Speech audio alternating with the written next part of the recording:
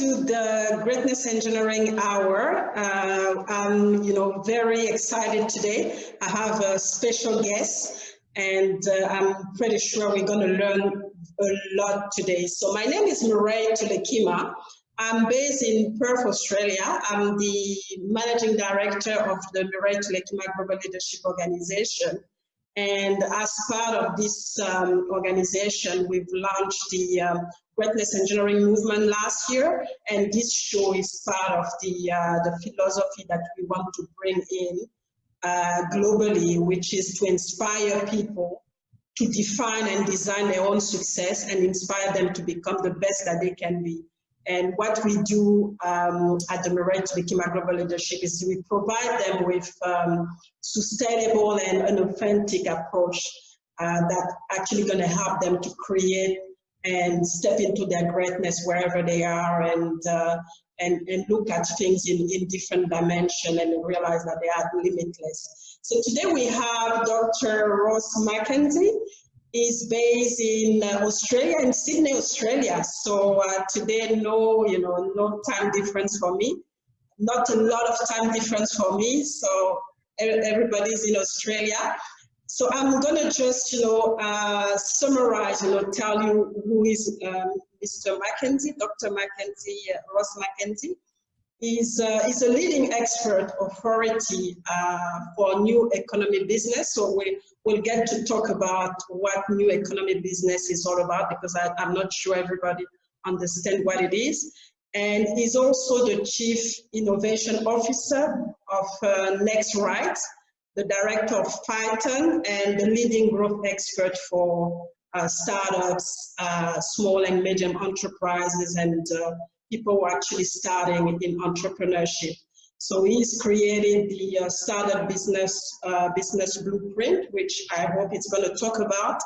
And he founded the startup business, the startup business school, and the startup business club, and really created a community in the new economy area. So we'll hear a lot about all of this, and he'll get the opportunity to extend on just what I just presented to you. So welcome, Dr. Ross. Welcome to the Greatness Engineering Show. It's like I said, it's an honor to have you, and it's really a privilege for our audience to be able to spend the next hour with you. And thanks a lot for taking the time to be with us. So I'll get you to introduce yourself, to the audience in a bit more detail. We really want to know who you are. How did you come to do what you do today? And how did it all started? And, talk us through it all. Yeah, definitely. Well, look, firstly, thank you so much for inviting me here to, I guess, connect with your listeners, and I believe pretty diverse in geography from Australia, Africa, up through Asia. So it's really awesome. And this is the great thing about the new economy and a lot of the technologies we use, is to be able to put on your own show these days, compared to say 10 years ago, 20 years ago. You had to be basically have millions of dollars, huge broadcasting stations, and a lot of staff. But now we're living in this age that we can put our own shows on, and that is, and not only own shows, but reach a global audience. And I think for many people, the change has sort of happened to a point that we just sort of get used to it. But I think sometimes we just got to just stop for a moment and just think about what is really going on in such a short amount of time. So that's why I'm just always delighted to be able to participate and connect and what have you. And I guess if there's any questions or comments, it'll come through on your Facebook site or what have you. I'm more than happy to answer any of those, if not during this call, afterwards. So feel free that. I am known to be able to speak for hours, but I won't do that tonight. I've been told I've got to catch up. You'll kick me off the show. We'll invite you back, I think. It's going to be part 1, and then we're going to have a part 2. Yeah, exactly. But I guess I'll sort of give a little bit of a broad brush about my background, and then I'll sort of cover off why I think we're living in this really very interesting time. It's a challenging time too in certain aspects, but from a business perspective, where I believe there are opportunities, and where I believe, what are some good maybe steps people can do to perhaps leverage these opportunities. So I'd like to think that I'm a young man, but I'm not that young anymore. And I did have some hair, but I'm even losing my hair. So I guess what I'm saying is that over time, 3 years, I've learned a few things along the journey. So my original background, when I left school, I studied agricultural science. So that was sort of the beginning, and so agriculture, engineering, and what have you. And then I went overseas on an exchange program, and that opened up my world. From that though, I then started to get into engineering, and then I started to work in the corporate sector, and step by step I sort of worked myself in the corporate world, into working for companies like Capgemini, some of the big banks, and for a large part of my career was in this area where the role was technology and helping businesses go through change. But the beginning of my journey, and the agriculture background, and also growing up in a family business environment, really the seeds of entrepreneurship was really there just growing up as a kid. So that's sort of that story. But so I'm not one of these guys. I'm not like the founder of Facebook that dropped out of uni and then started like software. I'm not like a Bill Gates, started very early. I'd like to think that my entrepreneurial journey started later in life. And I say that because I think one of the challenges or obstacles, and I think probably the greatest challenge or obstacles that you will have, if not already, when wanting to start your own business or go down this entrepreneurial journey, it's not about lack of experience or too much experience. It's not about being too young or too old. It's not about growing up in one country versus another country. It's none of that. It's not about having finances or no finances, or even to a degree having good health or poor health. So this may be quite a controversial statement I'm going to make, but the biggest challenge, I believe, now, from preventing people in succeeding and achieving their goals and objectives or dreams in life is in here. It's this whole attitude and mindset. Because I could have easily just gone out, I'm in early 50s. When I was 50, I started my first company. And a lot of people would say, oh, you've left it too late. Well, who wrote that you left it too late? It's only your beliefs. And as I progressed further and started some companies, it hasn't always been easy, but it's about the mindset thing. I think is the biggest barrier that people have. So what I'm saying is you've got to figure it out. Now, what I did may be different to the strategies that other people use in terms of overcoming certain challenges. Okay, is it easy? No. Starting a business, it's a lot of hard work. Can be stressful, can be a lot of pressure. Perhaps you're going through some of that right now if you're listening to this in your business, or even if you're working for somebody right now and you're not sure, should I do it? So I believe the first aspect is about this mindset thing, and therefore really getting on top of that and turning that around. And so, how do I do it? Well, I've sort of studied a lot of different successful people. Some name Tony Robbins, of course, in peak performance, but other successful people or other people who have endured significant challenges in their own life.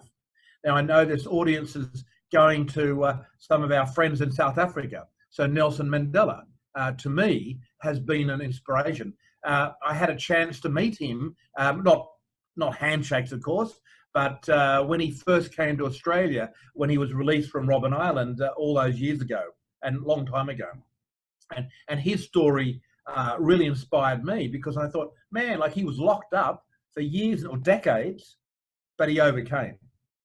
And again, all this mindset type of thing. So he and other people that really try to learn from and study and understand the psychology is really, to me today, the biggest thing that will determine your success or failure. And that's my view. Yeah, so that's quite interesting, because, like you said, we always tend to put some limitation in everything that we do. Find an excuse. It's either age, or it's either we don't have enough money, or we don't know the right people.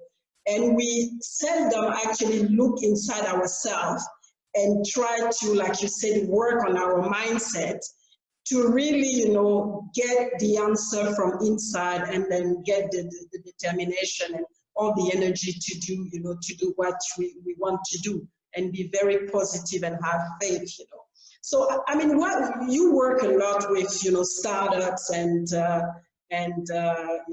small and medium enterprise.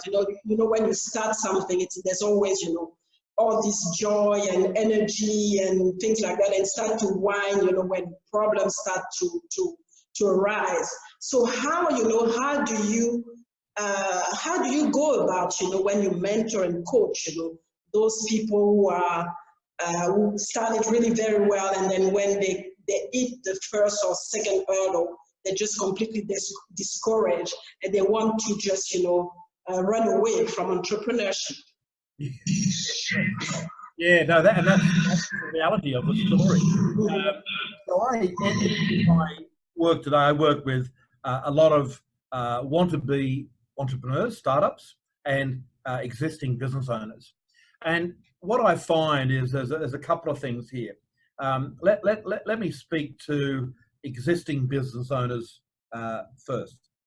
So often I find existing business owners, they may have inherited their business from their father or mother or some family member. So they may have felt maybe the onus or obligation to continue the family legacy. And the challenge with that, although that's very honourable, the challenge with that, the dream, the life dream, the passion may not be associated with that particular business. I'm always amazed when we see these family dynasties, that sort of family from one family to another. And where that works is that there is a real sense of purpose and mission. And I know the corporates will use mission statements and what have you, but in a family business, and having a sense of purpose and really ultimately what you're there and what you're doing, that's very important. When it starts to come undone is that the current owner or owners start to get disconnected of what was it in the first place that got them to set up their business. And therefore, when I speak to maybe people in those circumstances, it's about trying to reconnect with them or find a sense of purpose, which is fulfilling, to help them go through these tough times, because then they're sort of connected. At the startup business, one of the things that I do, which keeps me connected, we have values, which is learn, lead, legacy. And very simple, but every time I say it, I get the little sort of emotional kick. But what I mean by that, and when I talk about it with my team members, learn, lead, legacy, learning is about we go down a path of lifelong learning. I think we all understand that. But a lot of people, and the way I explain it is that they read the book, but they put the book back on the bookshelf and don't do anything about it. So to me, that's where leadership comes in. It's about stepping up And sometimes when you step up, people don't like it, or it takes you out your comfort zone. You're attracting attention, but that's leadership. You know, that's taking accountability, being accountable, being responsible. And when you do that, so learn, lead, the last one, legacy. So when you keep learning, you step up to lead, it's about making a difference, making a dent, and leaving a legacy. And that's, you know, about it. So what I'm trying to do is create a sustainable ecosystem which can make a difference in my own little world. And the great thing is, you don't need to be the big billion-dollar company. You can start a business of one person, a solopreneur, and make a huge difference. Just like you're doing here in these video casts, you're sharing messages which can have an awesome impact. And you know, you might say something during a discussion, and that one word or that one statement might be a tipping point for someone somewhere that says, "Oh man, I'm going to reconnect." Yes, and you know, and I like what you're saying, because you know, when we start, I mean, I see it. I mean, in my own experience with a lot of entrepreneurs, is that it's more about, okay, I'm not going to have a boss anymore, and then it's really focused on money and other things, and we don't take the time to sit down and see what is our purpose, what are we trying to accomplish by starting this business, because that's actually what's going to help us when we are challenged, and not to give up. And so that's good that you know, you remind us of that, because you know, when you're challenged, when you're forced to go out of your comfort zone, if you don't have any purpose, then it becomes really difficult to keep going. And that's the beauty at the end of entrepreneurship. Yes, it's hard. Yes, you fail, but it's really about, again, we come back to the mindset in here to be able to continue. So, I mean, you obviously, you know, you work a lot, you know, globally as well. So you've been able to work globally, and we are really in the midst of the, you know, fourth industrial revolution. Things are changing quickly. And working globally, you have the, you know, the cultural aspect as well, because I mean, business is not done the same way in Australia, in Africa, or in India, or in China. So how do you reconcile that to be able to create, you know, a sustainable environment as far as, you know, entrepreneurship is concerned? Mm. Well, I guess I am very clear in my business. And across I've got a couple of different companies. We're very clear on what we do and who we help. So it's like laser focused.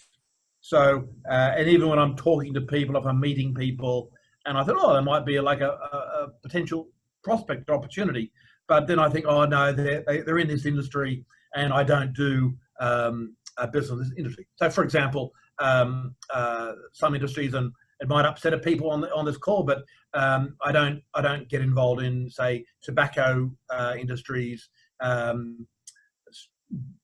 gambling.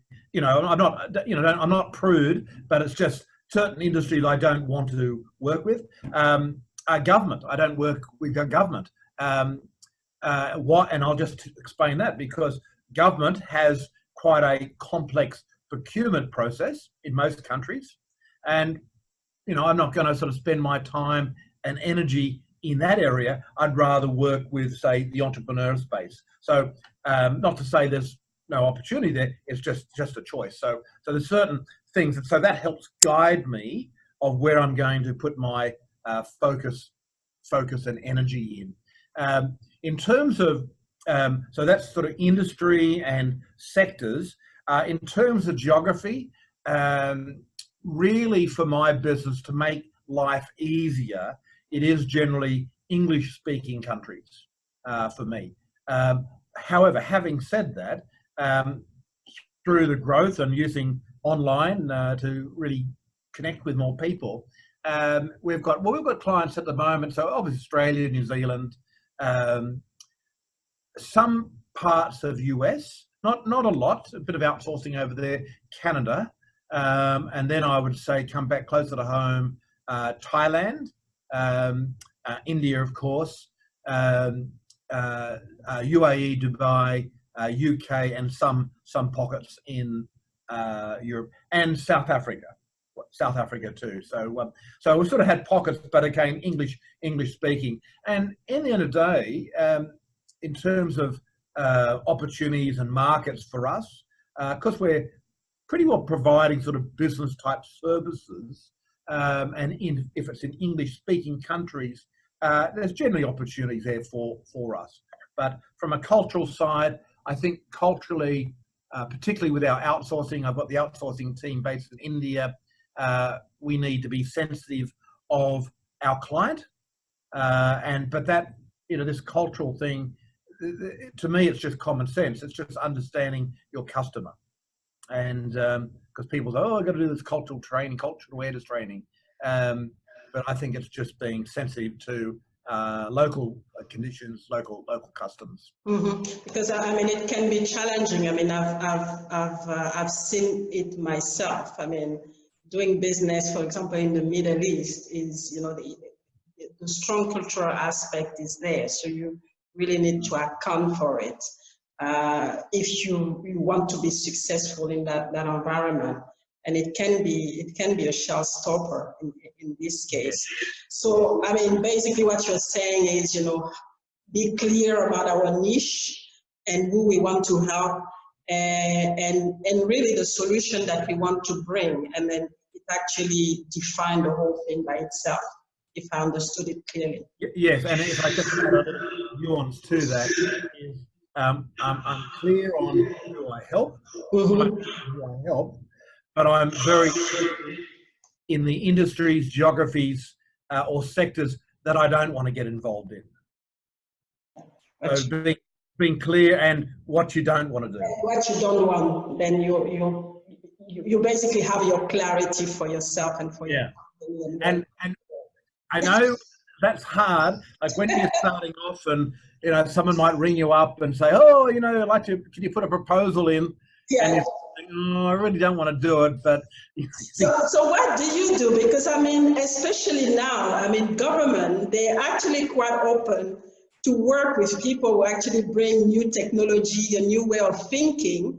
Especially here in Australia, there's a strong push on digital technology and from the government. So you just say, okay, that's it. No, that's not my niche. I wouldn't, I'm not recommending this to people. I've just decided to do. There's opportunities. I totally agree with you, and the good leverage, all that. But, I enjoy sitting down with business owners, with entrepreneurs. I spent, while I didn't work with the corporate sector, spending the best part of my working career, 20 years, in that corporate sector with big bureaucracy, and I'm over it now. Okay, so but it can actually go against what you said, that we as an entrepreneur we have to go out of our comfort zone. So in this case, you go out of your comfort zone. It's something that's challenged you, but you still take the opportunity, the risk, and you run with it. So it's it's a bit provocative, but I think people can see it this way. I'll I'll go deep. I'll give you a very specific example. So part of my company, outsourcing, we've got a lot of technology guys and what have you. Now, if I get a job in the private sector, obviously there's a contract involved, I've got to sign a contract, depending on the size, you can have insurances in place and what have you. So that's fine. Typically, when I go in the sales process, the jobs I'm after, I'm not competing against IBMs. So generally, the jobs I get is through relationships, and generally they're not through a tender process. I've proven my worth. The managing director or the founder of the company, they know me, they trust me, they know the value proposition. Whereas going through government, they've got to go through a tender process, and nothing wrong with that. I just don't want to spend my time filling out a lot of, because I've done that. So I guess, so people are very clear on what I'm saying is there are opportunities. Yeah. I rather provide, what is it, the least line of resistance, the easier to get from A to B to build a sustainable business. Maybe one day I might be, oh, I'm sorry, I didn't follow government, but you know. So basically, as an entrepreneur, we need to understand that even if it's an opportunity at the end, you know, it's not always for grab, because, you know, for us, we need to really be clear about it. It might be good money, it might be, but we said at the beginning of the show, it's about the purpose, and it's about what you really want to do and the impact that you want to have, you know, with your business. So because I mean, sometimes it's valid as well for a lot of countries in Africa, when, you know, you have people who don't have the right values, but, you know, the project might be very lucrative, but because they don't have the right values, you step out. You don't want to get involved, but yet it's a capital, you know, growth opportunity. So one question, coming back, you know, one thing.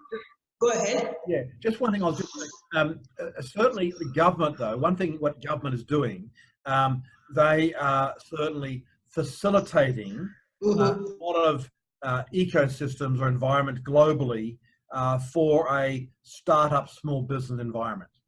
So just want to be clear. I certainly recognise the contribution that government makes, government, state, federal, whatever governments in different countries are making.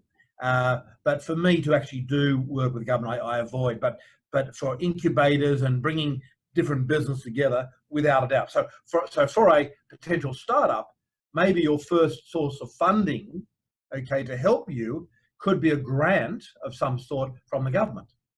So that's, you know, that's very, very reasonable. Okay. So one question, because I mean, with the new economy is just, you know, something that I don't know if people understand in terms of definition what it is, you know. So I just wanted to understand, you know, from your side with your experience, what is the new economy, and what are the challenges that this new economy is you know, is bringing on the table, and the opportunity as well that, you know, as a startup or a small, you know, small company, enterprise, that we can, you know, capitalize on. Well, for me, when I speak about the new economy, the concept of the fourth industrial revolution or 4.0 is sort of intertwined in many ways today.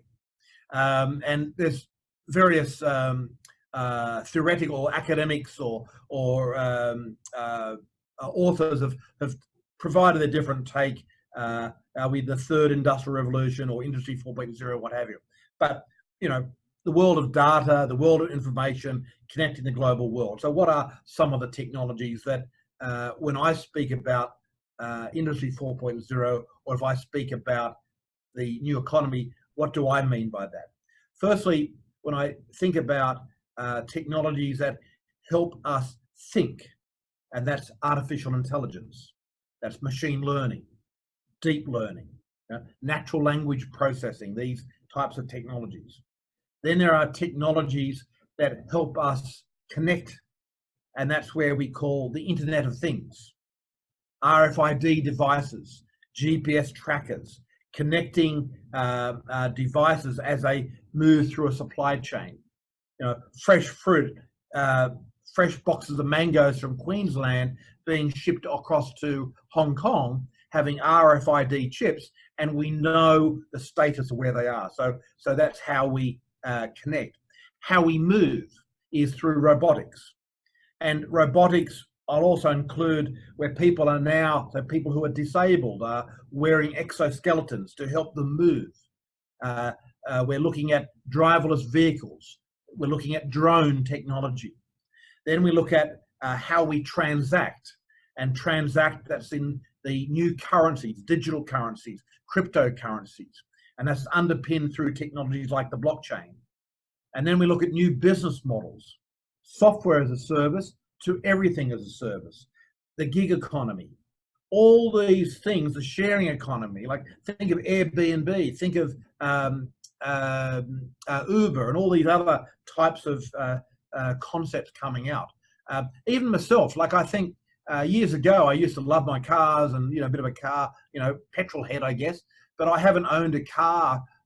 I think it's been, is it 10 years? Maybe not quite 10 years, but I haven't owned a car. I use a shared car when I need it. Yeah. Yeah, changing behaviours. And all these things, technology, and of course social and data and cloud technology. So the new economy and Industry 4.0 is certainly fueled by a lot of technology. So for any, even if they think their business is not about technology, you need to understand it and how you can use it. And new industries that are opening up. Certainly other industries are closing down, but new ways are opening up. And other things like green energy. I've got another company we're involved in looking at electric vehicles at the moment, not building electric vehicles, but the charging stations. And because think about this, the growth they're saying 2040 or something in 20 years time in Australia, 6% of vehicles will be electric. So how do we charge them? McDonald's is now implementing electric vehicle charging stations. So you pull up, you drive in, park your car, connect to the charging vehicle, and then buy your food. So it's a merger of technology and businesses coming together. So the rules of business is fundamentally changing. Exactly. So how we did business before is going to be different tomorrow. But I mean, and that's, and that's the thing, but, on the education side, there's a gap because I don't see, the education system following this, evolution that we see with the technology and the entrepreneurship merging. And so how do you think, how do you think we're going to solve this? Because it's quite, it's quite a gap. I can see because we have, I have a daughter who is in uni. Yes, they talk about technology, but it's not to a point of what we see happening, the speed at which technology is actually taking over, especially, for people who want to become entrepreneurs and even incorporate, because, I've worked in a very traditional and conservative industry, the resource industry, and now they're starting to think about all of this using artificial intelligence, technology, and so forth. So how do we align all of this? Because, and how is the human, factor is coming? Because yes, we have all those technology. Yes, we have, some tremendous connection, between the different technology. But where is the human aspect that's going to come? Yeah. Well, I want to be positive, but I'll go a little bit negative now, because I think we need to do a lot more. So in one aspect of my business, in outsourcing, so I have an outsourcing company in India, and typically we are what we would say low skilled, low arbitrage type work, where people from Australia or UK send us a work, and we do it because we can do it cheaper because the labour is obviously less than, say, in Australia. Now, that business model is actually collapsing because of technologies like RPA, robotic process automation, and traditional admin work that used to be sent to the Philippines or to these other countries is now coming back onshore, but it's being automated. So you've got companies, let's say technology companies like Infosys or TCS based in India, they employ maybe 150,000 people. They're finding that 20%, 30% of their staff don't have jobs because of this automation. So what do they try to do? They either downsize and implement automation themselves, okay, or they try to take work from other places. But traditional banks or whoever are outsourcing are bringing it back on. So this whole thing is a challenge. But that's, say, processing of admin information. What about textiles? So let's talk about, and these are countries I'm familiar with. It'll be happening in Africa. I was over in Dubai last year. I spoke at the World Annual Investment Meeting. And I met a lot of folks from Northern Africa, and we're talking about this sort of dilemma there, but and from Nigeria. But in Bangladesh, their economy is being reliant on low-cost labour, what have you, okay? So now there are robotic machines who can actually manufacture shirts, T-shirts a lot faster. And so German companies think, oh, well, it's actually better if we have machines in Germany because then we can control it. So what's actually happening is that the richer economies are accelerating faster with automation, and the work that they used to farm off to lower labour countries is no longer available. So that's creating a huge, huge struggle. The Philippines and call centres, all these type of challenges. Now, I'll just put my little environmental hat on. I have a view on environment, and I'm one of these viewers that some might say I'm a bit of a lefty, because I do have a view that we need to address global warming if the sea is rising and what have you. Now, Bangladesh is like, I don't know if anyone's on the line here from Bangladesh or know of Bangladesh, but that is low land, low level, and that's going to be flooded like anything with a few centimetres rise of sea level, and let alone in typhoon country. So what's happening in Bangladesh, they're going to have more natural disasters, more cyclones coming up the Bay of Bengal, and they've got less opportunities for these more sort of high-tech jobs.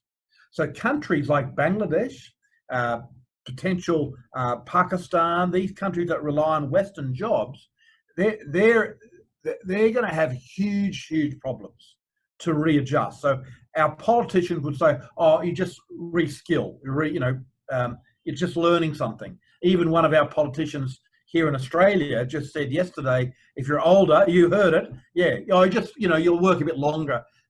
What? Like, I'm sorry, that is a ridiculous comment. Ridiculous. There are big challenges. Yeah, and that's and I don't see the focus being really on it, and so that's why as entrepreneur we have to raise our voices and really bring it on the table, so that people understand that it is a real challenge, and it needs to be addressed now, just like what we do with climate change, because it's as important actually. So I mean, you've based on your, I suppose based on your work, you created a startup blueprint. So what is this blueprint about? And how you obviously did some research to come up with this blueprint. So explain a little bit, to us what it is all about, and how it can help any of us, on this show. Yeah. Okay. So the startup blueprint, really, I started to reflect through my consulting years. I'd be working with clients, and you'd implement different methodologies or framework or systematized processes. And when I set up my actual own companies, I want to do it in a bit more a systematic way, because one of the things I wanted to achieve, and this leverages part of the new economy, I thought, how can I set up a business that I could operate myself anywhere in the world? It is recession proof, which is cool, and it doesn't matter how old I am. So it's really, I was just sort of thinking, okay, like at the time I was in my late 40s going on, and like, I don't play golf. I'm not really interested in golf, So I like information, I like learning. So this is all about my thing. And that was really about my business and also wanting to make a contribution. You know, so my business idea was, how can I make a business which I really enjoy doing, making a difference, making some income, which I can use as a vehicle to help other people. So that's sort of how it all started. So what I realized is that part of my background was consulting. So I thought, how can I synthesize basically my 30 years of experience and experience of others into some very simple frameworks that can help startup business or existing businesses. So hence the blueprint was created. If you chunk up at a very high level, there are 5 things. Well, I started with 5 things, but I've recently, now there's 2, so there's actually 7 things. But if I just speak to the 5 things, and you'll say, oh, that's not very exciting. And really, business, you know, it's very basic. And we try to make things complicated. But I say to my clients, you just need to be focusing on these 5 things, okay? Don't get, you know, always think about, if you're not focusing in one of these areas, meaning that you're missing something. What are these 5 areas? It's strategy, okay? You've got to have very direction. As I said earlier in this call, what do you do? Who do you help? How do you help them? You know, that's your strategy. What don't you do? You know, you keep refocused. Then, of course, sales or sales and marketing. How are you generating leads? How are you converting them to prospect? How are you retaining long-term clients? Then there's about service. How do you deliver the you know, what people are buying, whether that's information or actual manufactured products. Maybe you use a drop shipping model. Maybe you outsource your manufacture, whatever that is. And then, of course, support, and that's really like the admin area, you know, the finance, the legals, the ongoing upskilling, and then the sustainability aspects. So they're your 5 things. Pretty simple, but I actually I have it here. Just I printed out, didn't mean it, but it doesn't really, you know, show us, but it goes deeper and deeper and deeper into the model, and so that's what we use. So and that's good to know, because we often think that, you know, starting into the entrepreneurship is just about, you know, having the passion and then just go and run it. But there's actually a process, like you just, you know, demonstrated. There's a process to follow.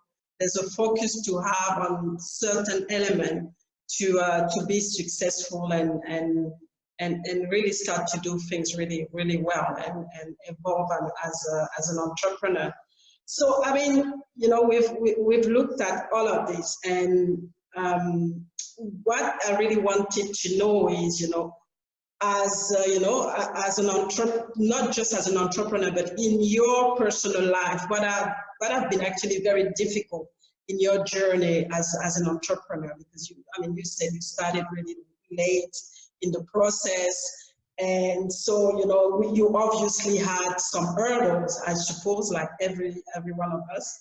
So what was the rhetoric in your head, and then what actually managed to help you to triumph and to be where you are right now? Because you are in a very good space now. A very good question. I say I've got to think deeply about that one. Yeah, because I mean, there's a lot of sacrifice that we do to exactly. So I really want to know, you know, what are the key ones that you had to do to make sure that, you know, you become a successful entrepreneur and you reach the level that you have right now, and what are the tools or any, you know, process that you've used to actually triumph, you know, and then overcome all those hurdles. Yeah, let me share. So my if I say entrepreneurial journey, because it started, you know, in terms of starting my own companies, started in later periods. So I had this corporate journey first, even though I grew up in a family entrepreneurial background, but then I went down this sort of corporate path and did the formal education and what have you. So, and also in parallel to that, for those who are familiar with Tony Robbins, I connected with Tony 20 years ago. When he first came to Australia and did a few of his seminars. So a lot of his thinking really influenced me. So I probably had I carried a set of tools, a set of psychological tools or self-empowerment tools of, like I mentioned, Mandela and what have you. So I'm always looking for people I can model from, if that makes sense. But what I realized when I went to set up my, when I made the decision to leave corporate, it was a decision made in what I'd say pain, meaning that I got to a point that I hated my job. I hated what and I use that term. I really hate. I'd go in there, and people would say, "Oh, you're the senior executive." The business card, the salary. Like sometimes I wish I still had that salary. But I realized that all that was unfulfilling. What I had been doing, the awareness and the distinction I made is that I spent 20 years helping other businesses, but not really myself. Exactly. You see? So it was that distinction. It's hard to realize. It's really hard. Yeah. So it was actually, I did a doctorate, and while I was working in corporate, and the doctoral journey, because it's a lot of reading and reflection, my doctorate was a catalyst for me to see things differently. Mm-hmm. So with that insight, it was something like I knew what I didn't want to do anymore. So now, where do I need to go to? And then I thought about, really, I designed, my life. What sort of business? What sort of, how can I do this?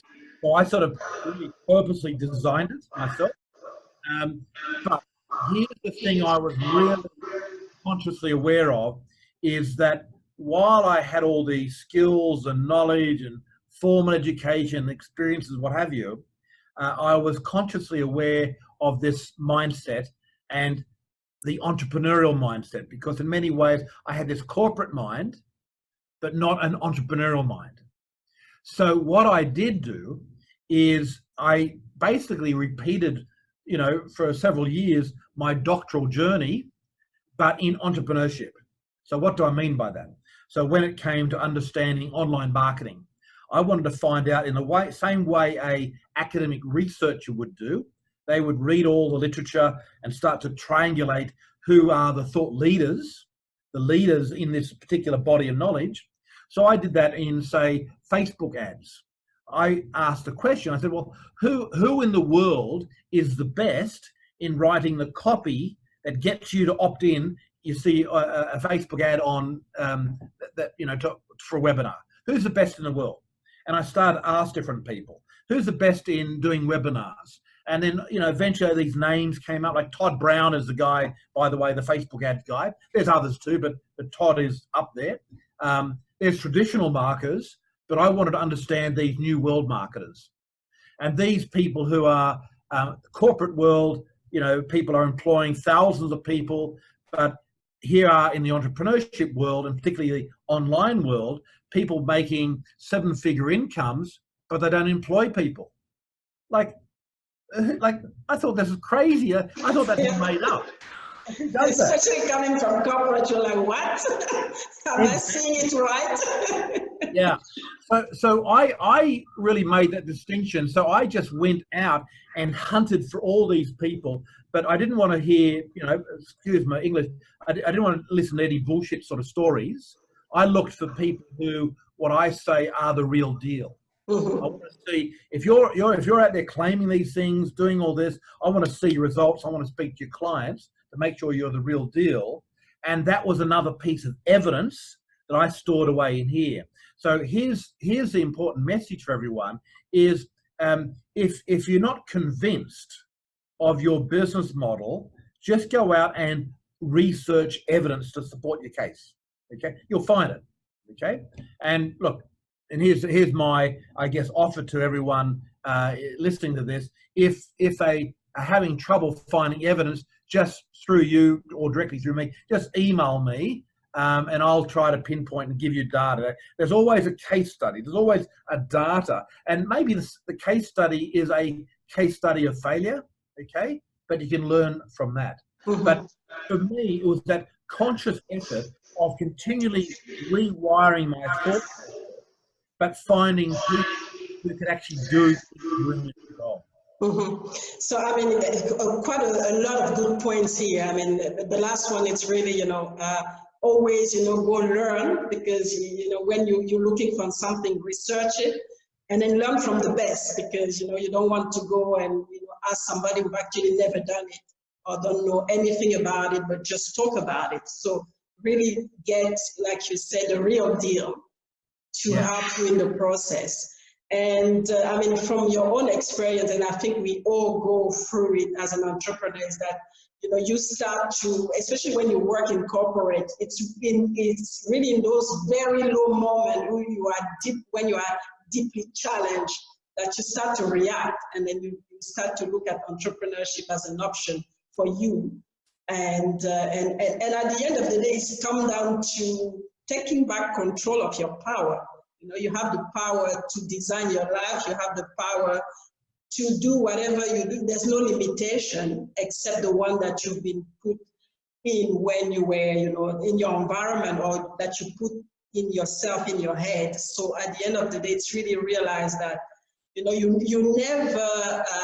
never in prison. You have the control, and you are on the driving seat, and you can redesign, your life, or redesign your professional life as well. So that's really powerful, and I hope the audience like it, because I really like this message.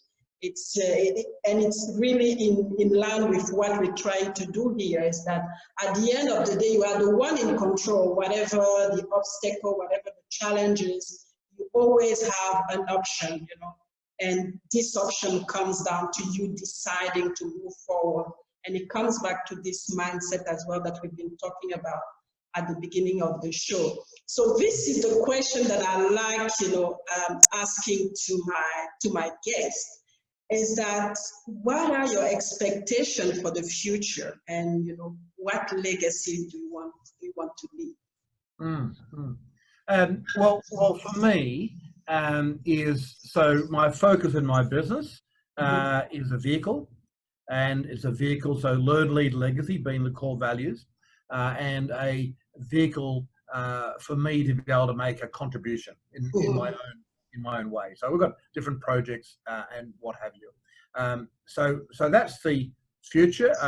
I see, and sort of coming back from my sort of negative comments earlier about the new economy and what have you, and then we've got environmental issues, and then geopolitical stuff going on all over the place. So my view is, how can you, how can we, in our own ways, make a contribution to better ourselves, better our families, better our communities, and we all have that possible. So that's a drive. In terms of being remembered, look, I'm not precious on that at all, actually. Because and it sounds crazy, I know. My father passed away it's been a year now, so he passed away just turning on 95. Mum's 90, so like not bad. And I think of father.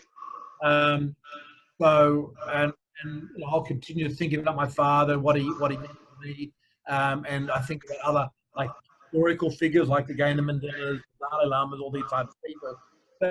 But as to me, if people don't think of me how I go, that's okay.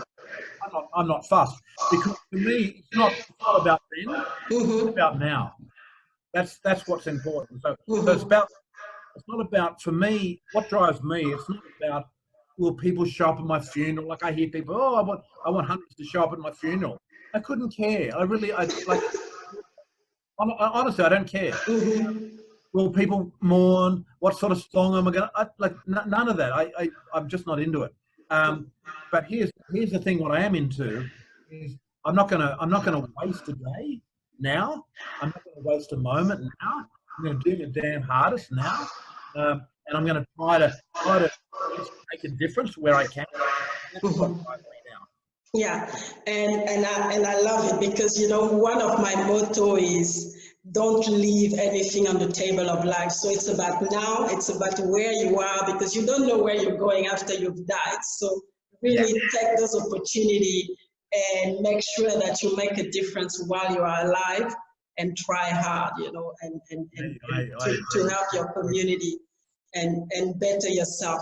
That's really wonderful, and you know, it's been a wonderful hour. I really enjoy your presence, and you know, for our audience, let us know how we can connect with you, or you know, and is there anything coming up? I mean, in your space, in terms of program, events that you feel like, you know, we should actually be there, or attention to it. Well, we've got, you know, I'm all and if it's being streamed through Facebook, you can connect through with Facebook. That's an easy way for everyone to do that. Or if it's on LinkedIn, just do a search on Dr. Ross McKenzie. You'll find me there, or the Startup Business. I've got a lot of balls in the air all the time. There's always a lot of different things going on. We've just started an event company with a partners, APAC Forum. So that's quite exciting. So Asia Pacific. And we've got in 2020, next year, like that's 6 weeks away, 5 weeks away, we've got 25 events planned in Sydney, Melbourne, and Auckland. Okay. These are conferences focusing at startup and SMB market. And thought leaders there, so I'll be talking about that. But I'm really excited. So there's an opportunity to tap into that as well. Yeah. So I hope you, the audience, actually get to take notes, and so you can connect directly with Dr. Ross, and he'll be more than happy to connect with you and to continue this discussion that we started today. And as usual, I always, you know, want to remind you that you are limitless, and, you know, still thinking big, you know, and beyond your self-limiting belief. And the importance for you is to better you and to bring a positive impact in the world. And Dr. Ross was saying it's about the now, you know, more than anything. So thank you for tuning in, and thank you again, Dr. Ross, for being with us. I just want to say one thing. You know, like, well done for you to create this forum and to really share these important messages to people all over the world. And like a lot of people think about doing this sort of stuff, but what I've learned is not many people do it. And but you're one of the few that do. So, you know, really, you know, for listeners, you know, you've got, you know, someone here that has got your back, and really, you know, my great respect to you, Morel, to doing this.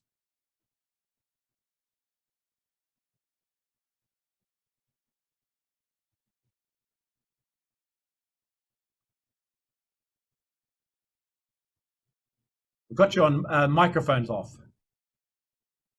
Okay, yes, thank you. I was saying thank you very much. Thanks for your time, and we'll stay connected anyway. And I really, you know, I really want to come to one of your events. I'm going to start, you know, searching and find out how I can be there next year. And really enjoy the conversation today. And you know, we've learned so much. It's been impressive.